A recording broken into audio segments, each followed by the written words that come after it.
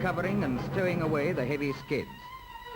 The shelving beach makes it necessary to bring in the boat bows on, in which position it is hauled up to the turntable and turned round to enter the house stern first in readiness for the next call.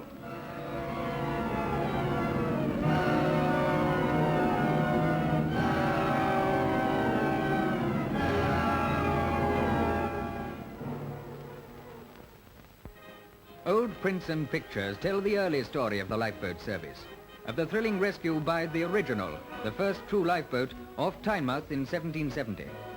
33 years later, the nation responded to the appeal of Sir William Hillary for a national lifeboat service to be financed by the free gifts of all classes. Hillary was not only the founder, he took part in the rescue of over 300 lives, winning the gold medal for gallantry 3 times.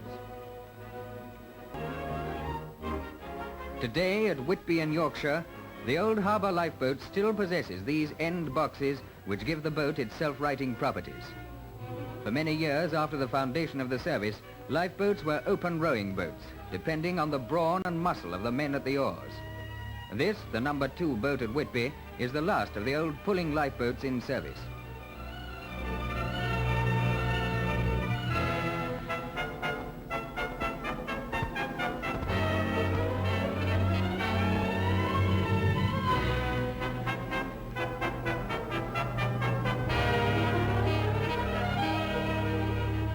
Later, sails were added.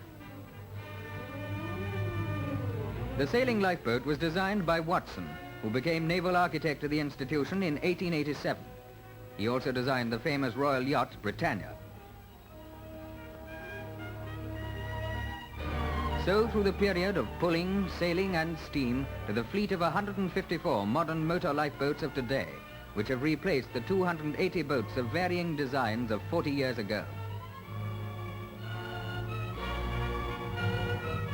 Right from its foundation, the Royal National Lifeboat Institution has depended entirely on the free gifts of all classes in the nation. Its lifeboat stations are managed by voluntary committees and honorary secretaries. Its income is collected by thousands of unpaid workers, and the whole of it is willingly subscribed by men and women who know the lifeboats are doing a great service to the nation and who give gladly because they feel they have a share in that service. The honorary secretary of a lifeboat station is not only responsible for all business connected with the station, he also calls out the lifeboat in case of need.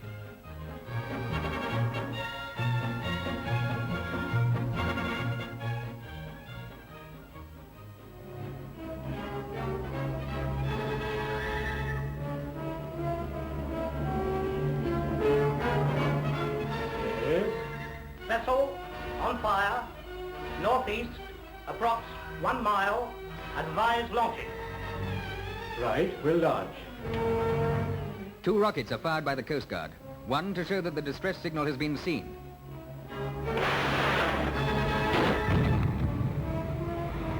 And the other to indicate that action is being taken.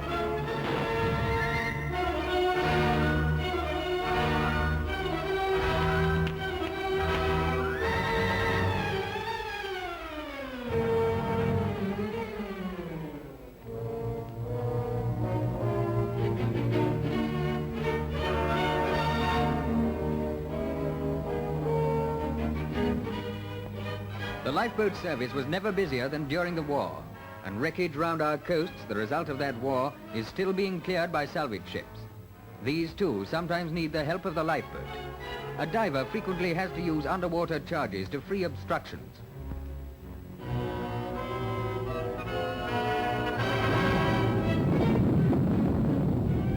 Which even after 5 years under the sea may cause a nasty accident.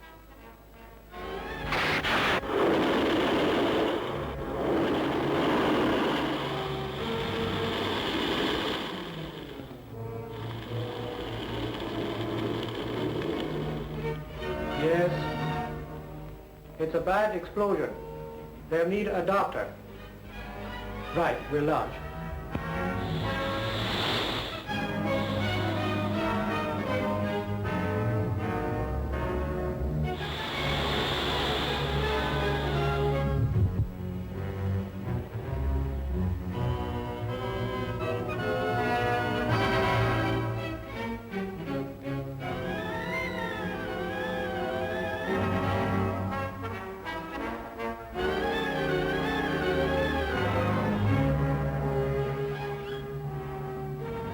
by radio from the lifeboat, the ambulance is standing by to rush the casualties to hospital as soon as they are brought ashore.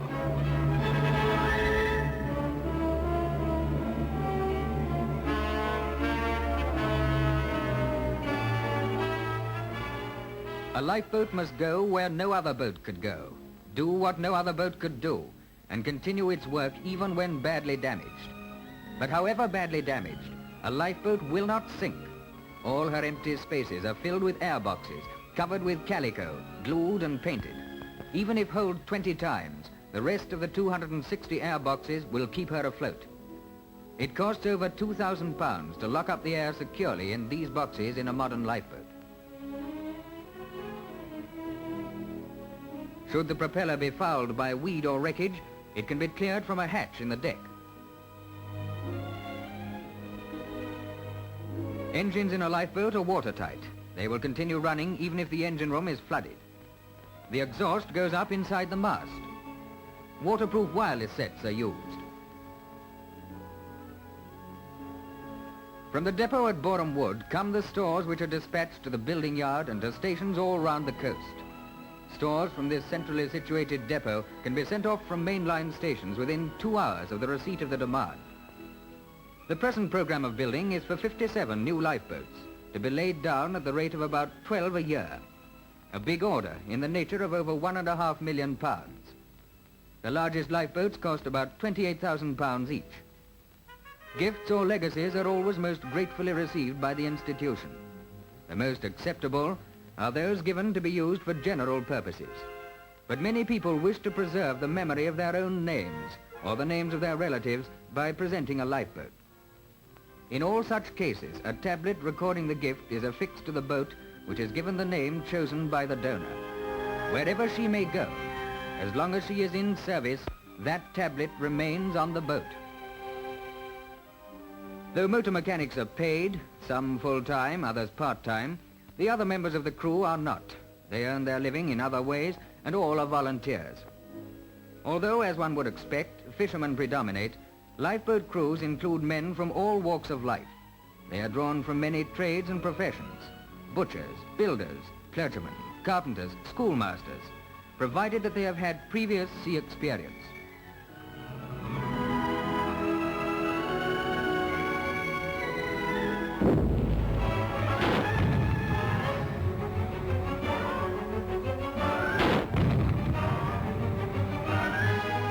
They all leave their normal occupations immediately they hear the maroons fired. Though these men are rewarded by the institution whenever they go out in the lifeboat, they are not bound by any contract. They go each time of their own free will. The lifeboat service is a service of men doing the work for the love of the thing, and because if called out, they know someone is in danger on the sea. One of the glories of the institution is that everything is voluntary. The service of the men and the gifts subscribed.